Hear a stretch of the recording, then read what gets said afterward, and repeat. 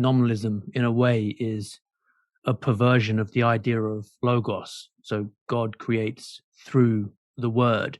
Yeah, logos, in essence, is God the Father's creative power. And it has to be God because it directly derives from God's thought. God's thought has to be God too. Logos, to put it in a way that a metaphysician would get it, is all of the archetypes, all the forms in the world around us gathered into one entity. And that entity became man, 2,000 years ago, and walked the earth that way, containing the essence of everything that exists. So whether you're a Platonist, and most of the church fathers were Platonists, the belief that these archetypes, these forms, were the ground of everything, for the same reason that nominalism is false. The rejection of essences, the rejection of eternal definitions is by definition the rejection of logos, the rejection of Christ. We talk about Adam and Eve in the garden, that Adam's fall doesn't make us guilty of anything, but it did damage human nature. I don't think there's a Christian alive that wouldn't have some variation of that. Well, if there's a human nature, then nominalism is completely false. What's this human nature? Where does it come from? It's not an individual thing. It's an archetype. It's a form. It's an idea in Plato's sense. So you can't be a Christian without it. You can't be a Christian and not talk about the Trinity this way. Logos contains the seeds of all creation. This is how God the Father created everything, using these forms as the fundamental scientific foundation of everything that exists. So any nominalist has to be completely secular. Industrialization is the idea that natural law doesn't exist. We have to fix the world around us, and science of the elite will do this.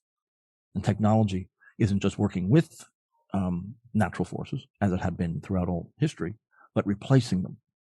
But you can only do that unless nominalism is true, unless you believe there are no such things as natural laws, natural concepts, any truth whatsoever, except the human will.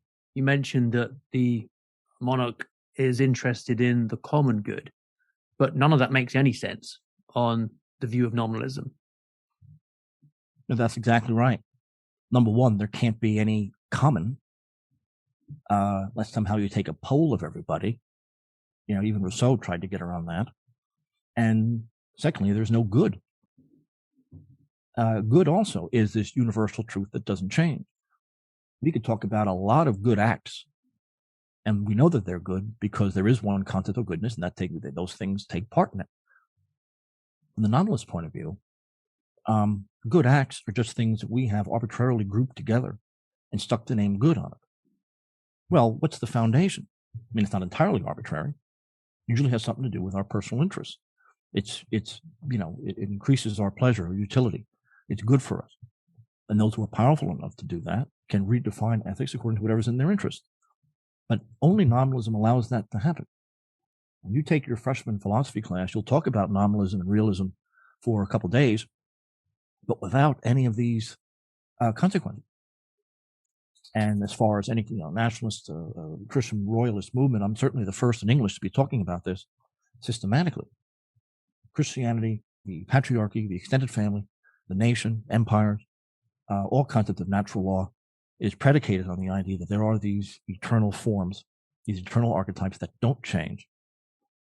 And it's up to the state and us as individuals to discover these, to understand these, and work them out in our lives. Otherwise, it is arbitrary, and it comes down to those with the power, the oligarchs, to create a society purely revolutionary based on their definitions of these terms. And they can do that because they have the power, and these terms really don't have any definitions in and of themselves. They decide what they refer to, which is another way of saying they actually create reality. It's the ancient definition of magic. I think that's an incredibly profound point, and I would also just draw people's minds back to what you said earlier about nominalism being self-contradictory, because self-contradiction is the touchstone of error. And one of the strongest arguments for the reality of human nature is, in fact, the results in the real world of these revolutionary attempts predicated on the idea that it's non-existent or infinitely malleable. They all fail sooner or later.